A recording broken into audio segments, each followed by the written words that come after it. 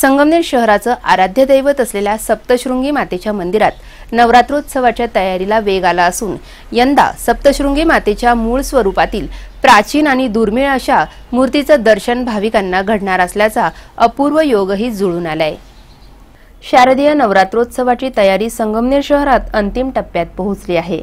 तर संगमनेरचं ग्रामदैवत आणि आराध्य दैवत असलेल्या कसबा पेठेतील सप्तशृंगी माता मंदिरातील देवीच्या मूर्तींचं रंगकाम पूर्णत्वास आलं आहे। विशेष म्हणजे यंदाच्या वर्षी शहरातील प्रसिद्ध मूर्तिकार शहरकर बंधूंनी आपली विशेष उपस्थिती लावली आहे। अशोक आणि सुरेश शहरकर हे दोन्ही बंधू या मूर्तीला रंग देत आहेत। हे मंदिर शिवकालीन असून दगडू शहरकर यांनी सप्तशृंगी मातेची मूळ मूर्ती तयार केली, तर त्यांचाच वारसा हे दोघे बंधू चालवित आहेत।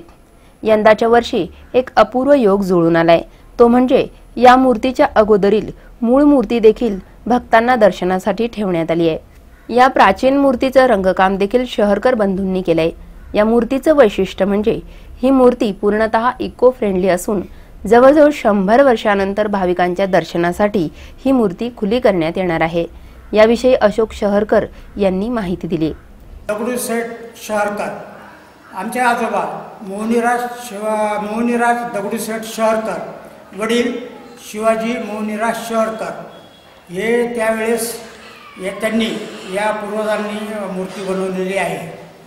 आणि शहरकर घराणं पहिल्यापासून कलेच्या बाबतीमध्ये प्रसिद्ध आहे। आणि ही जी मूर्ती आहे तर हे सर्व शहरकर जेवढे आमची फॅमिली होती, म्हणजे दगडूशेठ, मोहनीराज शेठ, आजोबा आपल्या आनंदराव शहरकर म्हणजे दगडूशेठचे वडील, हे यांनी ही सर्व शहरकर घराने ही देवीची मूर्ती बनवलेली आहे। वैशिष्ट्य काय मूर्तीचं?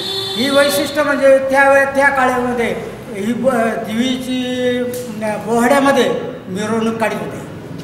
इथं संगमनेरमध्ये बोहडा तयार करायचे, त्यावेळेस ही मूर्ती संगमनेर गावामध्ये मिरवायची। वणीच्या सप्तशृंगी देवीच्या प्रसन्न मूर्तीला अनुसरून ही मूर्ती तयार करण्यात आली। या मूर्तीच्या प्रसन्न मुद्रेबाबत सुरेश शहरकर यांनी माहिती दिली आहे।